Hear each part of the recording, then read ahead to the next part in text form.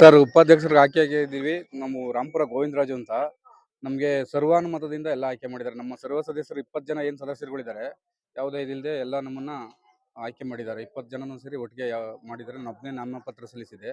ಅದ್ರ ಪ್ರಕಾರವಾಗಿ ನನ್ನೊಬ್ಬಂದೇ ಆಯ್ಕೆ ಆಗಿದೆ. ಎಲ್ಲರಿಗೂ ಎಲ್ಲ ನನ್ನ ಪ್ರೀತಿ ಎಲ್ಲ ಸರ್ವ ಸದಸ್ಯರಿಗೂ ನನ್ನ ಅನಂತ ವಂದನೆಗಳು. ಮೊದಲನೇದಾಗಿ ತುಂಬಾ ಥ್ಯಾಂಕ್ ಯು ಮೇಡಮ್.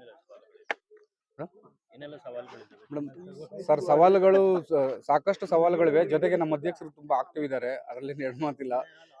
ತುಂಬಾ ಎಜುಕೇಟೆಡ್ ಇದ್ದಾರೆ. ಅವ್ರು ನಮ್ಗೆ ಸಹಕಾರ ಕೊಡ್ತಾರೆ, ನಮ್ಗೆ ಅವ್ರು ಸಹಕಾರ ಕೊಡ್ತೀವಿ. ಮುಂದಿನ ದಿನಗಳಲ್ಲಿ ನರೇಗಾದಲ್ಲಿ ಏನೇನು ಕೆಲಸ ಆಗಬೇಕು ಜನಗಳಿಗೆ ಅದನ್ನೆಲ್ಲ ಮಾಡ್ಕೊಡ್ತೀವಿ. ನಮ್ಮ ಶಾಸಕರು ನಮ್ಮ ಬೆನ್ನೆಲುಬಾಗಿ ನಿಂತವ್ರೆ, ಅದರಲ್ಲಿ ಎರಡು ಮಾತಿಲ್ಲ. ನಮ್ಮ ಶಾಸಕರು ನಮಗೆ ತುಂಬಾ ಸಹಕಾರ ಕೊಡ್ತಿದ್ದಾರೆ. ಆಮೇಲೆ ಸಾಮಾನ್ಯವಾಗಿ ನಮಗೆ ರೈತರ ವರ್ಗ ಇರೋದ್ರಿಂದ ಈ ಭಾಗದಲ್ಲಿ ಸಿಲ್ಕು ಮಿಲ್ಕು ಜಾಸ್ತಿ ಹೆಚ್ಚಿನ ಆದ್ಯತೆ ಕೊಟ್ಕೊಂಡು ದನಿನ ಕೊಟ್ಟಿಗೆಗಳಾಗ್ಬೋದು, ಬದು ನಿರ್ಮಾಣ ಆಗ್ಬೋದು, ಸಾಕಷ್ಟು ಹೆಚ್ಚಿನ ಅನುದಾನಗಳನ್ನು ನಮ್ಮ ಪಂಚಾಯತಿಲಿ ಎಲ್ಲ ಪ್ರತಿಯೊಬ್ಬ ರೈತರುಗಳಿಗೂ ಹುಡುಕಿ ಈಗಾಗಲೇ ಕೊಟ್ಟಿದ್ವಿ. ಇನ್ನೂ ಫಲಾನುಭವಿಗಳು ಸಾಕಷ್ಟು ಜನಗಳಿದ್ದಾರೆ.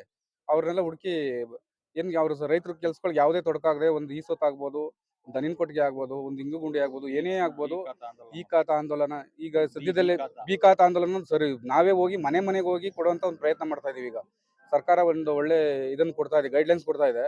ಅದನ್ನ ನಾವೇ ಮನೆ ಹೋಗಿ ನಮ್ಮ ಸರ್ವ ಸದಸ್ಯರು ಎಲ್ಲರೂ ಹೋಗಿ ಪ್ರತಿಯೊಬ್ಬರಿಗೂ ಮುಟ್ಟೋ ತರ ನಾವೇ ಅವ್ರ ಮನೆ ಬಾಗಿಲಿಗೆ ಹೋಗಿ ಈ ಸತ್ತನ್ನ ಒಂದು ಆಂದೋಲನ ಅನ್ನೋ ಒಂದು ಕಾರ್ಯಕ್ರಮನ ಇಟ್ಕೊಂಡು ದಯವಿಟ್ಟು ನಿಮಗೂ ಎಲ್ಲ ತಿಳಿಸ್ತೀವಿ. ದಯವಿಟ್ಟು ನೀವು ನಮ್ಗೆ ಸಹಕಾರ ಕೊಡಿ ಸರ್.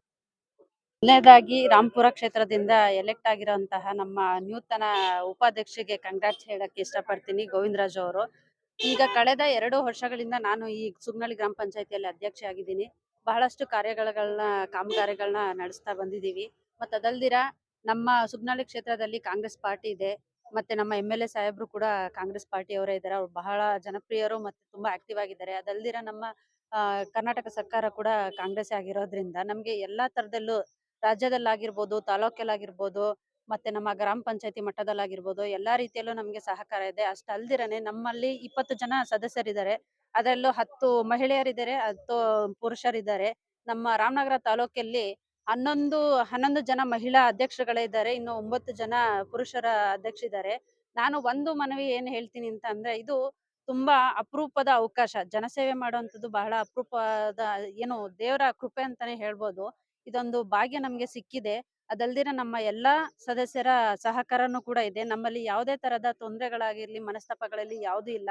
ಎಲ್ಲ ಒಗ್ಗೂಟದಿಂದ ಒಂದು ಒಗ್ಗೂಡಿಸ್ಕೊಂಡು ನಾವುಗಳೆಲ್ಲ ಕೆಲಸಗಳನ್ನ ಮಾಡ್ಕೊಳ್ತಾ ಇದೀವಿ. ಬೇರೆ ಪಂಚಾಯತಿಗೆ ನಾವು ಏನು ಹೋಲಿಕೆ ಮಾಡೋದಾಯ್ತು ಅಂತಂದ್ರೆ ನಮ್ಮಲ್ಲಿ ಸೋರ್ಸಸ್ ತುಂಬಾ ಕಡಿಮೆ, ಅನುದಾನ ಸೋರ್ಸಸ್ ತುಂಬಾ ಕಡಿಮೆ ಇದೆ. ಅದ್ರಲ್ಲೂ ಕೂಡ ನಾವು ಇರೋದ್ರಲ್ಲಿ ಅಚ್ಚುಕಟ್ಟಾಗಿ ನಾವು ಪಂಚಾಯತಿನ ನಿರ್ವಹಣೆ ಮಾಡ್ಕೊಳ್ತಾ ಹೋಗ್ತಾ ಇದೀವಿ, ಜನಸೇವೆನ ಮಾಡ್ಕೊಳ್ತಾ ಹೋಗ್ತಾ ಇದೀವಿ.